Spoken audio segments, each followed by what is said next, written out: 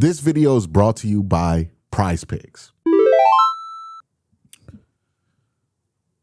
Because there's a quarterback competition and because the two names battling for the spot are Deshaun Watson and Shedeur Sanders, two names that get a reaction out of anybody who is even a casual NFL fan, a lot of the attention has went to those two guys.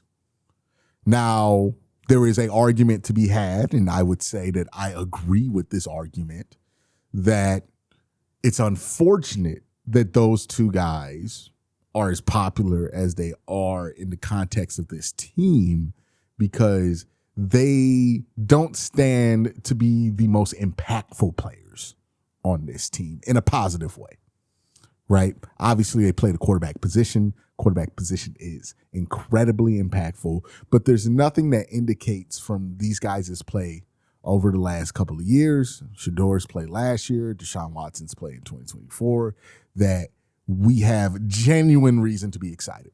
You always can manufacture a reason to be hopeful, and I don't tell people not to do that. If you want to be hopeful, but understand there's a difference between hope and excitement, and this quarterback room might be able to generate some hope. Maybe you're hoping that things are better. I hope that things are better. But genuine excitement, no, this quarterback room has not generated much of that. But because these names are so big, they've cast a large shadow.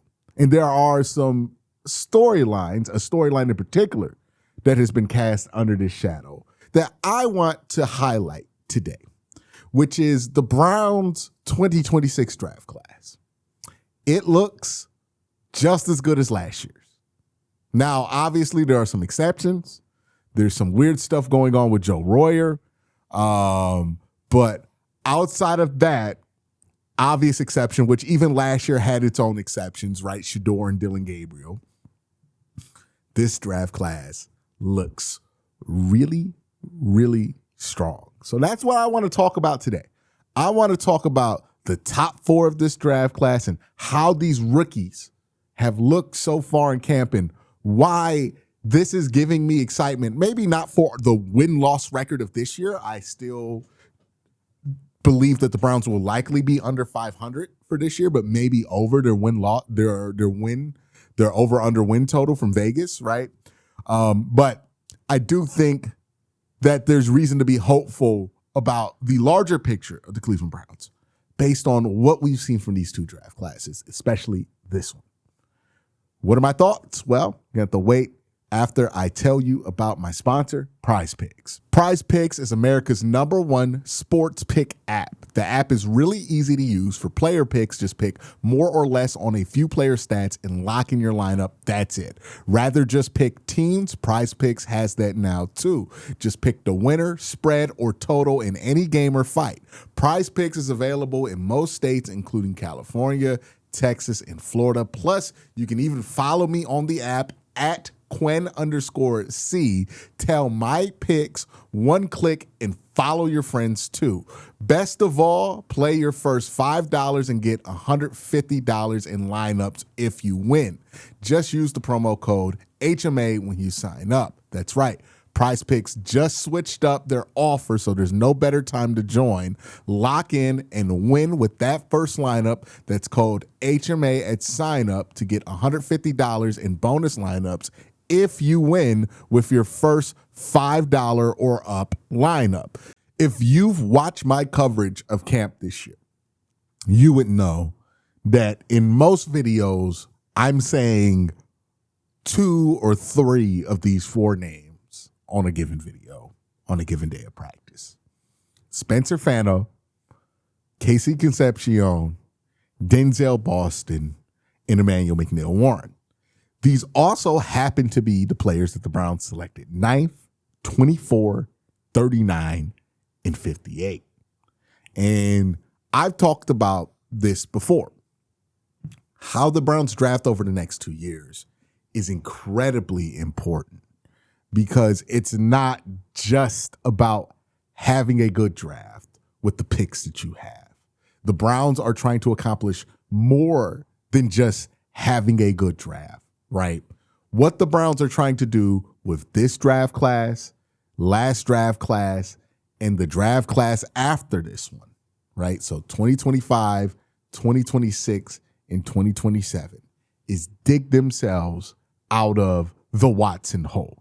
If you don't know what the Watson hole is, I'll briefly explain it to you, but this is something I've talked about multiple times. The Watson hole is the amount of draft assets that the Browns gave up to acquire Deshaun Watson. The Browns gave up 3 first-round picks, 2 fourth-round picks, and 1 third-round pick to acquire Deshaun Watson.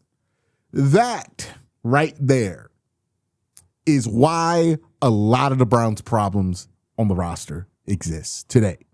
If you want to say, hey, Quincy, why is quarterback such a disaster? It's because we traded for Deshaun Watson to play quarterback, and Deshaun Watson was awful. If you say to me, hey, Quincy, why is the offensive line needing to be completely rebuilt this offseason? I would tell you that because of the Deshaun Watson trade, the Browns did not have the first round or third round or fourth round picks necessary to be able to rebuild that offensive line with adequate talent over time, allowing the offensive line that they already had when they traded for Deshaun Watson to age to the level that it was at. It's the Watson trade, right? Why are the Browns wide receivers so poor? Well, we didn't have first round picks. We didn't have premium picks to throw at wide receivers, so we just kept throwing third round solutions at wide receiver, and none of those stuck.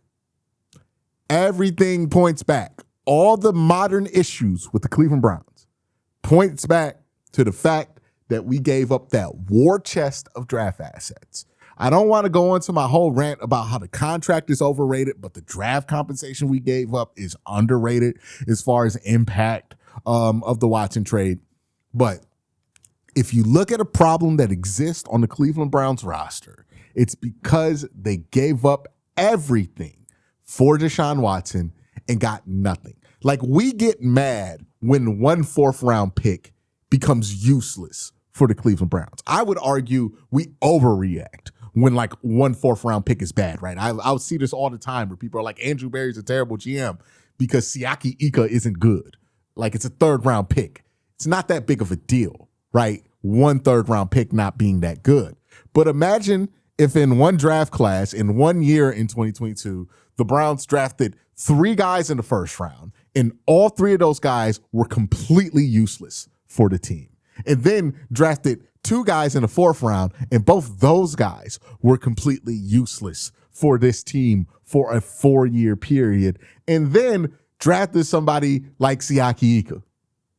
You would be furious, right? That is what happened. That is the devastation of the Watson trade.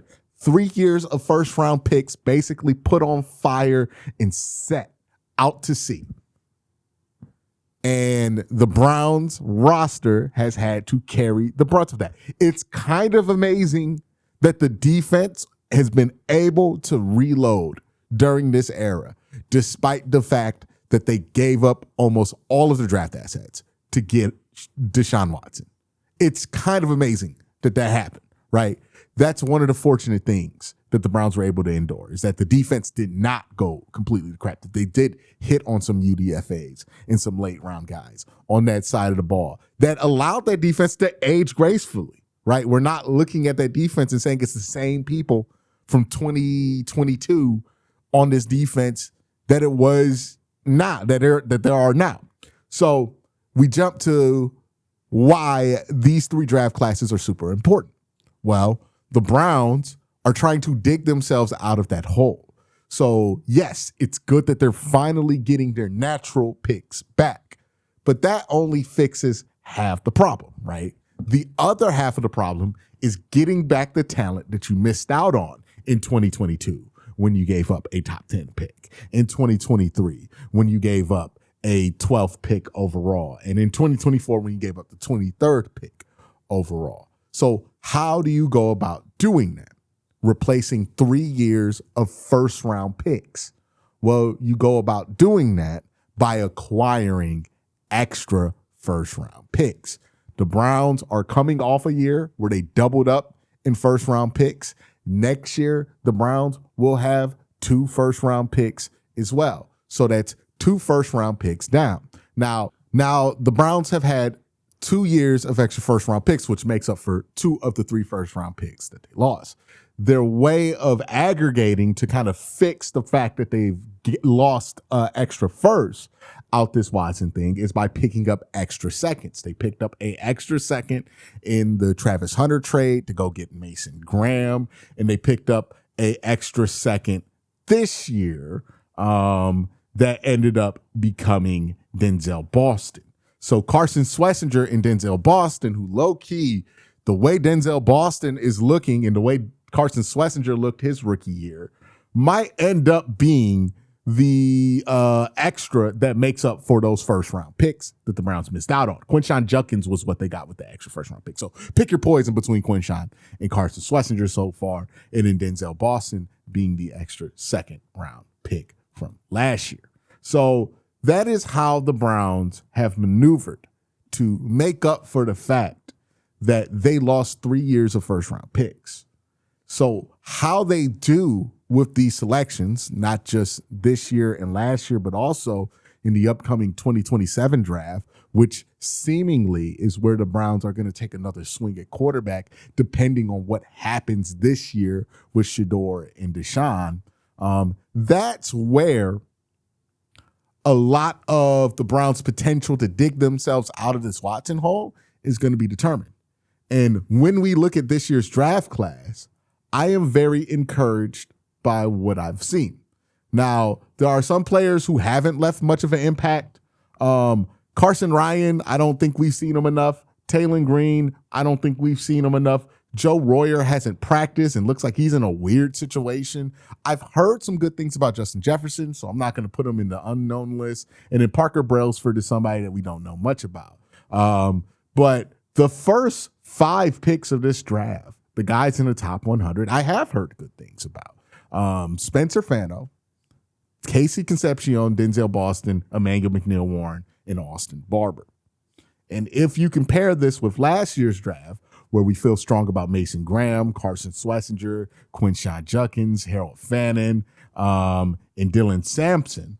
So you have 5 players from that draft class that you feel like have a maybe second contract future. And then we're looking at this year's class and saying to ourselves, hey, early on, there are about 5 or 6 guys that are showing that potential. That's 11 players over the next 2 years that would be an integral part of your core. And then you would hope to add about 4 next year when you have 2 first-round picks. So that would put the Browns at like 15 young players on rookie contracts that they think will be integral to the team. That's a massive amount of the roster, right? That's pretty much an entire side of one side of the football, and then a good enough number after that to make up a solid nucleus on the other side.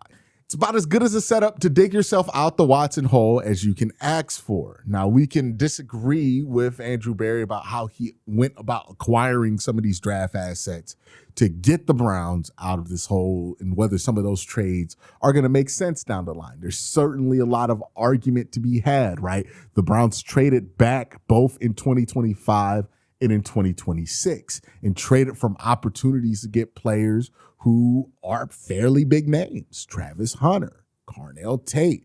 Well, Carnell Tate actually went before the Browns pick, but Jordan Tyson, right? For Spencer Fano and Mason Graham, guys that they hope are going to be on this team for 10 years and hold down key line of scrimmage pieces for the Cleveland Browns. Another thing I have to applaud about how the Browns have gone about this rebuild is the focus of it and the way that they've went about constructing this. Now, some of this is luck, some of this is intentional, but Mason Graham and Spencer Fano being the 2 first top 10 picks the Browns have made since the 2020 draft does not feel like it's not intentional to me, right? The fact that those are the first guys we have taken in the top 10 since Jed Wills. Both of those guys play on the line of scrimmage.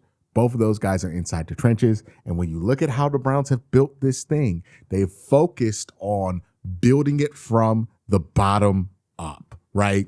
I've seen a lot of rebuilds as a Cleveland Browns fan. I can't tell you if this is finally going to be the rebuild that works, right? There have been a lot of times where a lot of people have had hope that this rebuild will be the last rebuild.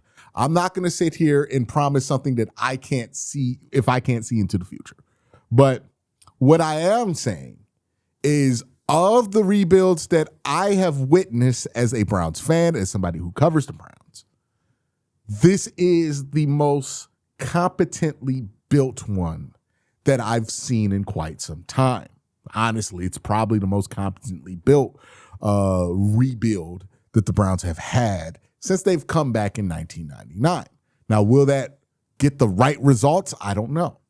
But from a roster construction standpoint, everything that the Browns have done since the 2025 draft has been well thought of, highly praised, and highly regarded. The reason being is the way that they're building this roster, right? A lot of teams would make the decision that, hey, we're going to rebuild, we're going to make a splash at quarterback, and then we're going to build the team around that quarterback. And that's how the Browns have tended to build teams in the past. I mean, honestly, a lot of Browns rebuilds, you couldn't really nail down what the plan was at all because there was no plan. And people get fired 2-3 years in. It's been a mess to watch this team my entire life. But for the rebuilds that we can identify, they usually start with that. We're going to make a big splash at quarterback, and then we're going to figure out the pieces around it, right? 2018 was John Dorsey's first year. He makes a big splash with Baker Mayfield at quarterback and then tries to build a team around Baker Mayfield, ends up trading for Jarvis Landry, ends up trading for Odell Beckham, ends up trading for Olivier Vernon to pair with Myles Garrett. And that strategy has its flaws because ultimately you're exposing your quarterback to low margin of error football early in their career, and that tends to have a lasting impact on a player that doesn't go away. The Browns are doing it the opposite way this time. They're building their line of scrimmage. They're building their trenches on both sides of the ball, right? Mason Graham, Carson Schlesinger are fundamental pieces for this defense's future, as well as like Emmanuel McNeil-Warren will hopefully be a fundamental piece to this defense's future. But notice there, right? One player on all three levels, and all three levels are correspondent with each other. Mason Graham, lowest level, most important level, top 5 pick. Carson Schlesinger, pick 33, middle level, very important level, right? And then Emmanuel McNeil-Warren, who's the future of the back end of this defense, was the 58th pick and the third guy of that defensive core to be selected. 1, 2, 3. Defensive line, linebacker, safety. If we look at the offensive side of the ball, the Browns are also trying to reload this defense. If you look at the offensive side of the ball, there's a similar thing going on there, right? The Browns spent their first 2 picks in 2025 shoring up the core of this defense, which now that they've traded Myles Garrett is very fortunate that they made that move for them, right? But Quincy Judkins, Harold Fannin, Dylan Sampson, 2 running backs and a tight end that they seemingly have a good chance to hit on here. Those are elements that are going to be really important to this team's ability to throw the ball and run the ball, right? And then next year, they get Spencer Fano, they get Casey Concepcion, Denzel Boston, Austin Barber. And that kind of builds out a core on top of what they've done in free agency, where the Browns are saying to themselves, we have an offensive line, we have wide receivers, we have a defense. So if they need a quarterback next year, all they're asking the quarterback to do is hopefully play high margin of error football, right? The Browns have been building this roster to give quarterback the widest margin of error. And that's why Spencer Fano's success is incredibly important, right? Like what I've seen out of Spencer Fano so far in training camp, like that he went back and forth with Jared Verse, like that he's responding to the challenge that Jared Verse is putting out there. I think LaCharles Bentley made a point of this on Twitter of saying, hey, look, even if somebody's a puppy, you want to see the puppy bite, right? When it's time to bite. And Spencer Fano bit back at Jared Verse, who tries to run with intimidation. Spencer Fano, not intimidated, bit back, beat him on a couple of reps. You love to see that. Don't know if that's enough to predict his entire future, but love what I'm seeing right there from Spencer Fano. Casey Concepcion had a little bit of a drop issue at the end of his college career, had a little bit of a drop issue at OTAs and minicamp, has come to training camp, and I have literally not seen that man drop anything. So challenge, adversity, response, Casey Concepcion. Denzel Boston, who has not had a ton of adversity outside the fact that he fell in the draft much further than people thought he was. He thought he was a first-round pick. He ended up a second-round pick. He comes to Cleveland. It's not the most glamorous thing in the world, right? He thought he was going to be a first-round pick. I don't know if he thought he was coming to Cleveland, but maybe he thought he was going somewhere more glamorous, maybe closer to home to him. Comes to Cleveland, gets to work, and he looks like the best wide receiver on the Browns roster already. Now, that might speak to the quality of the wide receiver room, but also it speaks to the quality of work that Denzel Boston has done. So adversity, overcoming. Emmanuel McNeil-Warren, another guy who fell in the draft, was disrespected, has come into Cleveland, and already he's taking snaps with the ones in a loaded safety room. On top of the fact that the Browns have the last two rookie of the years on the roster on the defensive side of the ball, you add this on top of the fact that we saw Mason Graham look like a top 5 defensive tackle for a good period of time after the bye week last year. You add this on top of the fact that Quincy Judkins is somebody who Maurice Jones-Drew found so impressive that he said that he has him higher than Ashton Jeanty in that running back class, which was a historic running back class in 2025 and has Quinshon at number 2 of all of those running backs. You have Harold Fannin, who guys like George Kittle are telling you are going to be great capital G players, and somebody underrated like Dylan Sampson for that 2025 class, and you can start to see this team heal. Will it heal all the way? Will it heal to the point to where we get to where we want to? Will this just result in a couple of fun seasons? I can't tell you that. That really matters on what happens in the future. All I can tell you is what's going on up to this point, August 11th, 2026. And what has gone on is that the Browns look like they're stacking 2 great draft classes right up against each other. And that is a great thing for the Browns' future. And a story that we really should be more excited about and should be talking more about, even if it's not going to be the most impactful to wins and losses this year. We should still be pretty excited about that because eventually it's going to start changing the win-loss record if the Browns keep drafting really well. Y'all have a great day. Have an even better night. Peace.